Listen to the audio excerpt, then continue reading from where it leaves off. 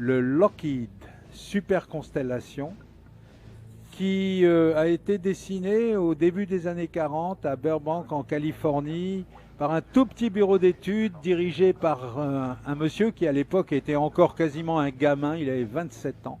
Il s'appelait Kelly Johnson et c'était un des cerveaux les plus brillants qui ait jamais dessiné un avion. On disait de lui qu'il voyait le vent.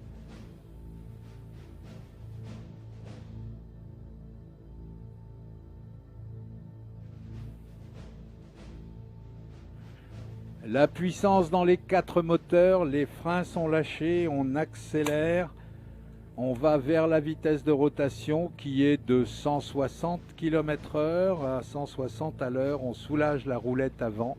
Et le miracle s'accomplit, les roues quittent le sol, l'avion accélère.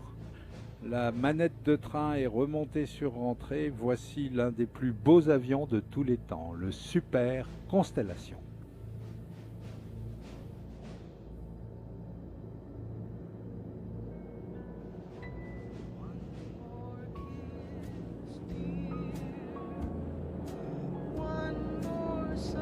The Lockheed Super Constellation, only 3 of these aircraft still in flying condition around the world. This is the only one in Europe. 850 of them were built when they first came into service. They came into service at a period when one spoke of aerial travel, not of aerial transport, where the dream of transportation from one continent to another was just beginning to break into the consciousness of everyone, where you could imagine a movie star coming from the United States to Europe in one of these magnificent machines. The pictures of them in front of the control tower here at Le Bourget and also in Orly, as people of the people, as they said at the time, came down the steps after a transatlantic crossing. You must admit that today you travel across the Atlantic in much more comfort. Here is an aircraft that travelled at around 20,000 feet in the bad weather, where modern airliners fly above the bad weather. And at the same time, the reliability of the engines of these machines meant that it wasn't unusual for the airplane to arrive with only 3 of the 4 engines functioning, which gave it the reputation with pilots of being the best 3-engined aircraft in the world. It's nevertheless a magnificent shape, an iconic shape. It also came from the drawing board of the legendary team under Kelly Johnson in the United States, who joined Lockheed at the age of 26 and almost immediately started to make a name for himself in designing such aircraft as the Electra. This constellation and the various developments of the constellation came from his drawing board, as did the Lightning twin-engine fighter, famous during the war for both fighter and reconnaissance work. And Kelly Johnson ended up designing very unusual aircraft, such as the famous U-2 spy plane. Here a second chance to see the flyby by this magnificent aircraft. Le Constellation était donc un navire volant qui donna naissance à un certain nombre de mythes et légendes, et en particulier donna naissance au mythe du commandant de bord. C'est effectivement avec ces avions qu'on commença à avoir des équipages vêtus d'uniformes bleu sombre avec des galons dorés, des casquettes, et le mythe du seigneur de l'Atlantique naquit avec le Constellation et le Super Constellation.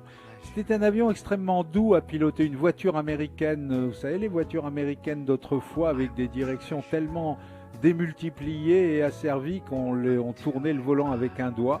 C'était un peu pareil dans un Constellation ou un Super Constellation. Ces avions étaient d'un confort invraisemblable à bord, les moteurs murmuraient, entendus à l'intérieur, les moteurs murmuraient. C'était vraiment des étoiles volantes. Et cette machine nous est amenée, comme tous les 2 ans, par nos amis de chez Breitling, qu'on aimerait bien avoir vu plus souvent d'ailleurs, mais bon, le salon a ses difficultés.